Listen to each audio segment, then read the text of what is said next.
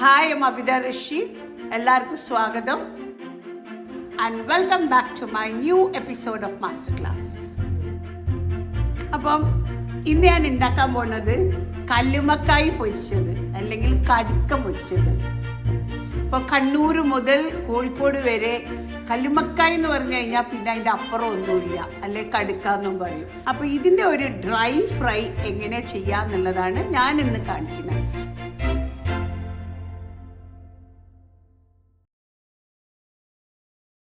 നമ്മൾ ഈ കടുക്കയില് ഇങ്ങനെ എടുത്തു കഴിഞ്ഞ് കഴിഞ്ഞാൽ ഇതിൻ്റെ മീറ്റ് എടുക്കുമ്പോൾ ഇത് കത്തി വെച്ചിട്ട് ഈ മീറ്റ് ഇങ്ങനെ ചുരണ്ടി എടുക്കുക ചെയ്യാം. ഇതാണ് മീറ്റ്. ഈ മീറ്റിന് ഇങ്ങനെ എടുക്കും. 2-3 method of taking the meat ഉണ്ട്. ഇത് കത്തി വെച്ച് ചുരണ്ടിയൊക്കെ എടുക്കും, അല്ലെങ്കിൽ ഇത് നല്ലോണം വാഷ് ചെയ്യണം. ഇതിൻ്റെ ഈ ഔട്ടർ തോലിൽ ഇങ്ങനെ മുറിച്ചിട്ടെടുക്കും. That is one way. Technically സാധാരണ ഇതിൻ്റെ പണിക്കാർ തന്നെയാണ് ഇതൊക്കെ ചെയ്ത് തരിക. നമ്മളിതിങ്ങനെ വാങ്ങിയിട്ടുള്ള ശീലമുള്ളൂ. ഇങ്ങനെ എടുക്കും.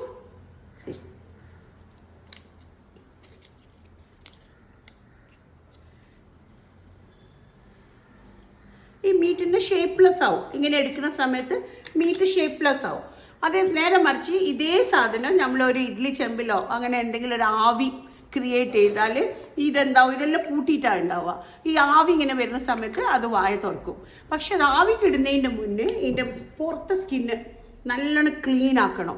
ബിക്കോസ് ഈ മഡ് പാർട്ടിക്കിൾ ഇതിൻ്റെ മേലെ ഉണ്ടാവുന്ന ഇങ്ങനത്തെ ഓരോ പൊടികൾ ഇതെല്ലാം കല്ലുമ്മക്കായിൽ വരും. അപ്പം നമ്മൾ അറിയാണ്ട് ചെറിയ ഷെല്ലെല്ലാം കടിച്ചു പോയി കഴിഞ്ഞാൽ ഒരു ഇറിറ്റബിളാണ് ഇത് കഴിക്കുമ്പോൾ. അപ്പോൾ അത് കാരണം ഇത് ഇങ്ങനെ പൊളിച്ച് ഇതിൻ്റെ അകത്തുനിന്ന് ഈ ഇറച്ചി പൊളിച്ചെടുത്ത് കഴിഞ്ഞാൽ ഇവിടെ ഇങ്ങനെ ഒരു ഹെയർ ഉണ്ടാവും. അത് നമ്മൾ കട്ട് ചെയ്ത് ഒഴിവാക്കണം. അതാണ് വയറിൽ ആയിക്കഴിഞ്ഞാൽ വയറുവേദന വരുന്നതെന്നൊക്കെ പറയുന്നത്. ഇവിടെ വരുന്ന ഒരു ഹെയർ, ഒരു cluster. See that is a cluster which hold this to the വലിയ ക്ലസ്റ്ററിലേക്ക് ഹോൾഡ് ചെയ്യുന്ന അതിൻ്റെ ഒരു കണക്റ്റിംഗ് പോയിന്റാണ്. അല്ലാണ്ട് ഇവിടെ ഉണ്ടാവുന്ന ഈ കറുപ്പുണ്ടല്ലോ, അതല്ല അതിൻ്റെ ലിവറും അതിൻ്റെ ഫങ്ഷനൽ എന്തോ അതെല്ലാം കാട്ടും. ഇതാണ് കടുക്കക്ക് വരുന്ന പ്രോബ്ലം ഉണ്ടാക്കുന്ന സാധനം. കടുക്ക കഴിച്ചാൽ വയറുവേദന വരും. ഇതെല്ലാം ഇതിൻ്റെ ക്ലീൻലിനെസ്സിൻ്റെ പ്രോബ്ലം. അപ്പോൾ ഈ തൊപ്പ കുടുങ്ങി പോകാൻ പാടില്ല. അപ്പോൾ കടുക്ക വേറൊന്നും ഞാൻ പറഞ്ഞ ഒരു മെത്തേഡ് നമ്മളിത് റോ ആയിട്ട് എടുക്കും. But I prefer it raw. പിന്നെ സെക്കൻഡ് മെത്തേഡ് നമ്മളിത് സ്റ്റീം ചെയ്യും. സ്റ്റീം ചെയ്യുന്ന സമയത്ത് ഈ സ്റ്റീം കാരണം ഇത് ഓപ്പൺ ഔട്ട് ചെയ്യും ഇതിൻ്റെ മൗത്ത്. അപ്പോൾ അതിൻ്റെ അകത്ത് ഉണ്ടായിരുന്ന ആ മീറ്റ് ഉണ്ടല്ലോ അതിങ്ങനെ സ്ക്വീസ് ചെയ്തിട്ട് ഒരു നല്ല ഒരു ഷേപ്പിൽ വരും. ഓക്കെ, അതിലുള്ള പ്രോബ്ലം എന്താണെന്ന് വെച്ചാൽ അത് സ്റ്റീമായി വരുമ്പോൾ അത് വായ തുറക്കുമ്പോൾ അതിൻ്റെ അകത്ത് ഉണ്ടാവുന്ന അതിൻ്റെതായ ഒരു സലൈൻ വാട്ടറും അതിൻ്റെതായ ഒരു ജ്യൂസും അത് ഫുൾ പോയി പോകും. അപ്പം അഥവാ അങ്ങനെ ചെയ്യാനേ നിങ്ങൾക്ക് പറ്റുന്നുള്ളൂ, ഇങ്ങനെ ഇല്ലെങ്കിൽ ആ ജ്യൂസ് ഉണ്ടല്ലോ നമ്മൾ കളക്ട് ചെയ്യുന്നത് അത് ഉപയോഗിക്കുക കറിയിലേക്കും. ഇപ്പോൾ പൊരിക്കുമ്പോൾ നമുക്കത് പറ്റൂല. പൊരിക്കുന്ന സമയത്ത് അത് വെള്ളം പിന്നെയും ഫോം ചെയ്യുമ്പോൾ ആ പൊരിക്കുന്ന ക്രിസ്പിനെസ് ഒക്കെ പോയി പോകും. പക്ഷെ കറിയിൽ നമ്മൾ സ്റ്റീം ചെയ്ത വെള്ളം നമുക്ക് കറിയിൽ യൂസ് ചെയ്യാം. ഈ കടൽ കടുക്കയും ഫ്രഷ് വാട്ടർ കടുക്കയായിട്ടുള്ള വ്യത്യാസം കൾച്ചേർഡ് എന്ന് പറഞ്ഞാൽ എന്താ, വിത്തിട്ട് വളർത്തുന്ന കടുക്ക തമ്മിലുള്ള വ്യത്യാസം എന്താ? കടലിൽ നിന്ന് കിട്ടുന്നതിൽ കുറച്ചും കൂടി അതിൻ്റെ മീറ്റ് ഭയങ്കര ക്ലീൻ ആയിരിക്കും.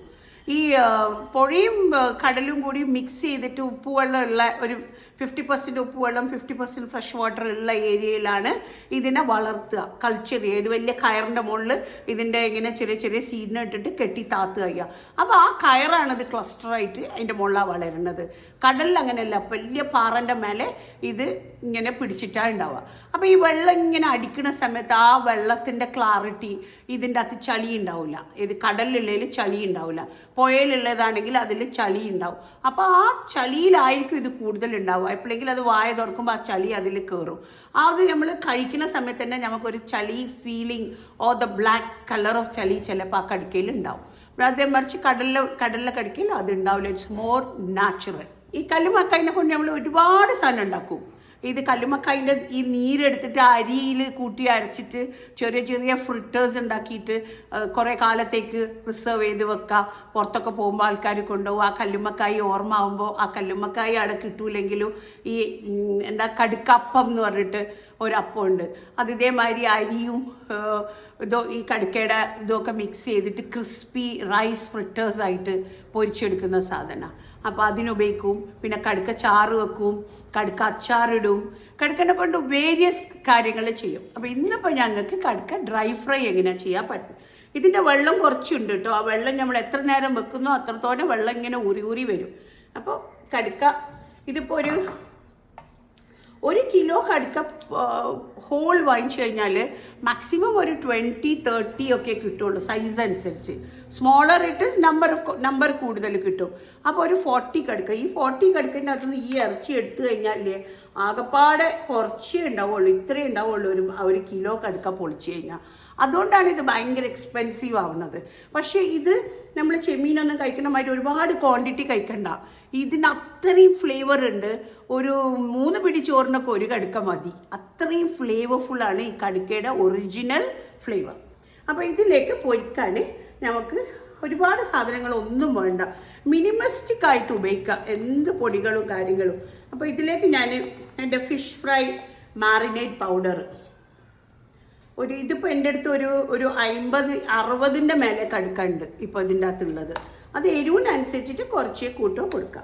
ഇതിലേക്ക് കുറച്ച് കല്ലുപ്പ് പൊടിച്ചിട്ടിടാം, അല്ലെങ്കിൽ പൊടി ഉപ്പായാലും.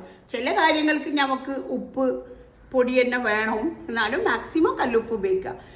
ഈ കടുക്ക തന്നെ ഒരു ഉപ്പുണ്ടാവും. അതാണ് സാധാരണ ഉണ്ടാക്കുന്ന മീറ്റിലിടുന്ന അത്ര ഉപ്പ് കടുക്കയിലിടരുത്, കുറച്ച് ഉപ്പിട്ടാൽ മതി. അപ്പോൾ ഉപ്പും ഈ AR മാരിനേറ്റിൻ്റെ പൗഡർ. ഇനി അതില്ലെങ്കിൽ നിങ്ങളെ മുളക് പൊടി ഉപയോഗിച്ചോളി. ആ സാധാരണ മുളക് പൊടി തന്നെ ഇട്ടാൽ മതി. ഇതിൽ മിക്സ് ചെയ്തിട്ട് ഒരു 10 മിനിറ്റ് വെക്കുക. ആ മുളക് ഇതിലേക്ക് പെനിട്രേറ്റ് ചെയ്യാൻ. ഇത് സാധാരണ നല്ലോണം എരിവ് വേണ്ട, ഈ കടുക്കയുടെ ടേസ്റ്റാണ് വേണ്ടത്, അല്ലാണ്ട് മുളകിൻ്റെ ടേസ്റ്റ് അല്ല. മുളക് ഒരു പേരിന് ചെറുതായിട്ട് മുളക് കൊടുക്കുക. ഓക്കെ, ഒരു 10 മിനിറ്റ് മാരിനേറ്റ് ചെയ്യാം. ഈ മാരിനേറ്റ് ചെയ്ത് വെച്ച കടുക്ക നമുക്ക് പൊരിക്കാം. ഓക്കെ, ആദ്യം തന്നെ ചട്ടിയിലേക്ക് അതിടാം.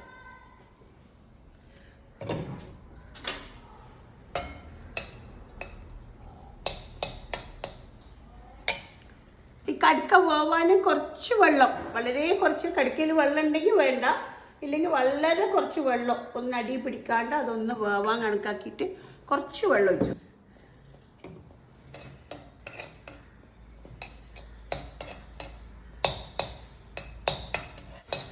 ഈ വെള്ളം ഇങ്ങനെ വെള്ളം വറ്റി വരുന്ന സമയത്ത് കുറച്ച് വെളിച്ചെണ്ണ ഒഴിച്ചു കൊടുക്കുക. ഒരുപാട് വെളിച്ചെണ്ണ ആവട്ടോ ഇങ്ങനെ പൊരിക്കുന്ന സമയത്ത്. ഈ വെളിച്ചെണ്ണ ആക്കിയിട്ട് ഈ സൈഡിലുള്ള ഈ മുളകെല്ലാം ഇങ്ങനെ പറ്റി പിടിച്ചിക്കൂലേ, അതൊക്കെ ഒന്ന് ഇതിലേക്ക് ആക്കുക. ഇത് ഒന്നിക്കും എന്താ ചീനച്ചട്ടിയിൽ അല്ലെങ്കിൽ നോൺ സ്റ്റിക്ക് ഉണ്ടാക്കുന്ന സമയത്ത് ഇങ്ങനെ ചുരണ്ടൊന്നും ചെയ്യരുത്, സൂക്ഷിച്ചിതാക്കുക. നോൺ സ്റ്റിക്കിലാകുമ്പോൾ ഇത്ര അങ്ങോട്ട് പിടിക്കില്ല. അപ്പോൾ ചീഞ്ചട്ടി ഇല്ലാത്തൊരിത് പൊരിക്കാൻ പറ്റൂല എന്ന് വിചാരിക്കണ്ട. ചീഞ്ചട്ടിയാണ് ഇതിൻ്റെ ആ ഒരു ഫൈൻനെസ് ഓഫ് ക്വാളിറ്റി വരിക ചീഞ്ചട്ടിയിൽ. ആ ഫൈൻ മുളകിൻ്റെ തരി ആ കടുക്ക തിന്നാനുള്ള റിയൽ ടേസ്റ്റ്, ആ ഫൈൻനെസ്സിനാണ് ഞാൻ ഈ ചീഞ്ചട്ടി ഉപയോഗിക്കാൻ പറയുന്നത്. നിങ്ങൾ വിചാരിക്കും ഞാൻ ഒന്നും ഉപയോഗിച്ചിട്ടില്ല, വെറും ഒരു പൊടി, അത് മതി. അനാവശ്യമായിട്ട് കുറേ സാധനങ്ങൾ വാരിയിട്ടുണ്ട് ആ കറി നന്നാവണമെന്നില്ല. മിനിമലിസ്റ്റിക് ആയിട്ട് ആവശ്യമുള്ള മസാലകൾ ചെയ്ത് നോക്കുക. അതിൻ്റെ ഒറിജിനാലിറ്റി ഓഫ് ദാറ്റ് പ്രൊഡക്റ്റ് ദൈവം തന്നെ അതിനൊരു ടേസ്റ്റ് കൊടുത്തിട്ടുണ്ട്. ഓരോന്നിനും വ്യത്യാസമുള്ള ടേസ്റ്റ് കൊടുത്തിട്ടുണ്ട്. ഇത് എൻജോയ് ചെയ്യാൻ നമ്മൾ ചെയ്യേണ്ടത്, അല്ലാണ്ട് അതിനെ നശിപ്പിക്കുകയല്ല ചെയ്യേണ്ടത്. നമ്മളിങ്ങനെ ഇത് ഡ്രൈ ആവും തോറും ആ ഓയിൽ ഉണ്ടല്ലോ, നമ്മൾ ഒഴിച്ചു കൊടുക്കുന്ന ഓയിൽ, അതിങ്ങനെ ഉണങ്ങി കാണാണ്ടാവും. അപ്പോൾ കുറച്ചും കൂടി ഒഴിച്ചു കൊടുക്കുക. ആ ഓയിൽ ഉണ്ടാവും അവിടെ, ആ ഓയിൽ കഴിക്കണ്ട. പക്ഷേ ഈ സാധനത്തിനെ ക്രിസ്പി ആക്കണമെങ്കിൽ ആ ഓയിൽ അത്യാവശ്യമാണ്. ഇതേമാതിരി ഇങ്ങനെ പൊരിച്ചിട്ട് നല്ലോണം ഡ്രൈ ആക്കിയിട്ട് വാട്ടർ കണ്ടൻറ്റ് കംപ്ലീറ്റ്ലി എടുത്തു കഴിഞ്ഞാൽ ഇത് ജാറിലാക്കിയിട്ട് കുറച്ച് ദിവസത്തേക്കൊക്കെ വെക്കുക. നിങ്ങൾക്ക് പുറത്ത് കുട്ടികളെല്ലാം ട്രാവൽ ചെയ്യുന്ന പുറത്തൊക്കെ പോകുന്ന ആൾക്കാർക്കൊക്കെ ഇത് കൊണ്ടുപോവുകയും ചെയ്യുക, ഇങ്ങനെ ഡ്രൈ ഫ്രൈ ആക്കിയിട്ട്.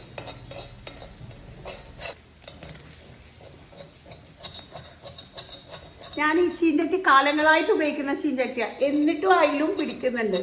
ആ പിടിച്ചിട്ട് ഇങ്ങനെ ചുരണ്ടി എടുക്കുന്നുണ്ടല്ലോ, കഴിഞ്ഞിട്ടല്ല, അതിങ്ങനെ ഒരു സ്റ്റേജ് എത്തുമ്പോൾ നമ്മൾ ചുരണ്ടുമ്പോൾ അത് വരും.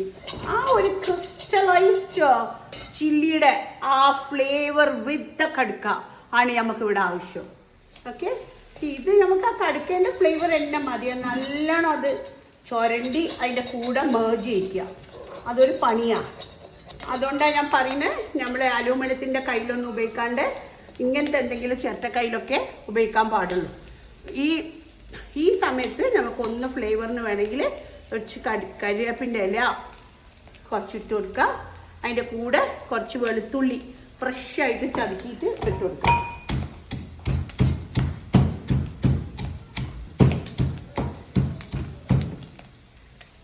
ഈ വെളുത്തുള്ളി ഒന്ന് പൊട്ടിയാൽ മതി. വെളുത്തുള്ളി ഞാൻ ഫുള്ളായിട്ട് ക്രഷ് ചെയ്തിട്ടില്ല. വെളുത്തുള്ളി നമുക്കൊന്ന് പൊട്ടിയാൽ മതി. ഈ പൊട്ടുന്ന എന്തിനാണെന്നറിയോ? ആ പൊട്ടിയിട്ട് ആ ബൾബ് പോലെ തന്നെ വെളുത്തുള്ളി നിൽക്കണം. അതും അതിൻ്റെ കൂടെ കടിച്ചു തിന്നണം.